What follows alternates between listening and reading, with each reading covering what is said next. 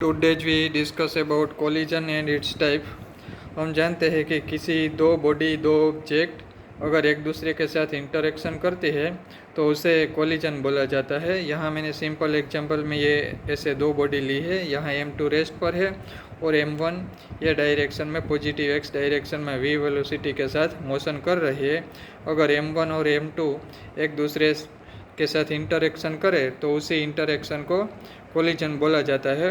और कोलिजन के बाद ये दोनों एक दूसरे के साथ स्टिक भी हो जाती है या तो डिफरेंट डायरेक्शन में डेविएट भी हो जाती है। और कोलिजन के टाइप के बारे में बात करें तो उसके दो टाइप होते हैं, इलास्टिक कोलिजन और इनइलास्टिक कोलिजन। ये इलास्टिक कोलिजन उसमें मोमेंटम और काइनेटिक एनर्जी दोनों कंजर्व रहते हैं। और अगर सिर्फ मोमेंटम ही कंजर्व रहे, काइनेटिक एनर्जी कंजर्व न रहे, तो ऐसे कोलिजन को इनइलास्टिक कोलिजन बोला जाता है। यहाँ मैंने इलास्टिक और इनइलास्टिक कोलिजन के बीच में जो डिफरेंस है उसे समराइज करने की कोशिश की है। मोमेंटम की बात करें, टोटल मोमेंटम की, लीनियर और एंगुलर दोनों टाइप के मोमेंटम, तो ये मोमेंटम सभी कोलिजन में कंजर्व रहता हो, इनइलास्टिक कोलिजन हो या चाहे इनइलास्टिक कोलिजन हो, दोनों में टोटल मोमेंटम, इनिशियल मोमेंटम और फाइनल मोमेंटम कंजर्व रहता है। लेकिन काइनेटिक एनर्जी की बात करें तो उसके बेज पर ही यह कोलिजन के टाइप होते हैं। अगर काइनेटिक एनर्जी कंजर्व रहे तो उसे इलास्टिक कोलिजन बोला जाता है, और अगर काइनेटिक एनर्जी कंजर्व ना रहे तो उसे इनइलास्टिक कोलिजन बोला जाता है।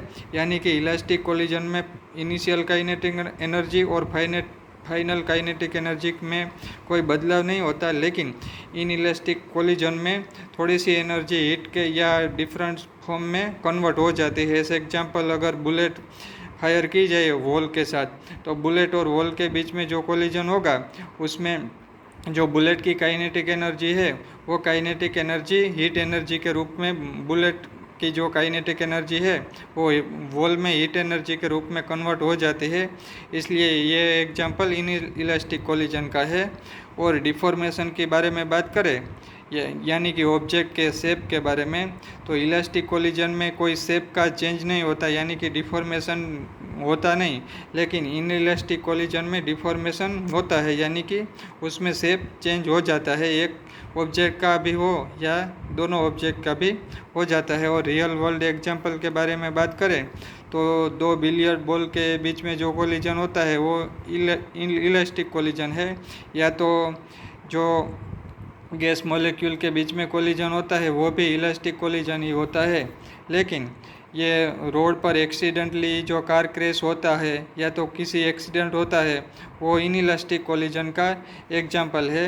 या तो अगर बुलेट का फायरिंग किया जाए वॉल में या किसी अदर ऑब्जेक्ट के साथ, तो जो कोलिजन होता है वो भी इनइलास्टिक कोलिजन होता है। आगे हम वन डायमेंशनल और हेड ऑन कोलिजन के बारे में बात करते हैं। मान लो कि ये दो ऑब्जेक्ट है, ये M2 रेस्ट पर है और M1 V1 वेलोसिटी से ये पॉजिटिव x डायरेक्शन में ऐसे मोशन कर रही है, यानी कि M2 के साथ ये कोलाइड हो रही है। आफ्टर कोलिजन, अगर मान लो कि M2, ऐसा एज्यूम कर लेते हैं कि M2 आफ्टर कोलिजन भी रेस्ट पर ही रहते हैं और M1 ये डायरेक्शन में ट्रैवल करते हैं, या तो एग्जैक्ट 180 डिग्री पर ये बाउंस बैक हो जाती है, तो ऐसे कोलिजन को वन डायमेंशनल या तो हेड ऑन कोलिजन कहा जाता है। उसकी डेफिनेशन ये है कि ऐसा कोलिजन जिसमें अगर मोशन करे आफ्टर कोलिजन तो दोनों बॉडी, और अगर एक बॉडी मोशन करती हो और उसी ही बॉडी अगर मोशन करे और दूसरी बॉडी रेस्ट में रहे, तो ऐसे केस में अगर दोनों बॉडी के इनिशियल वेलोसिटी वेक्टर और फाइनल वेलोसिटी वेक्टर एक ही डायरेक्शन में रहे तो ऐसे कोलिजन को हेड ऑन कोलिजन या वन डायमेंशनल कोलिजन बोला जाता है।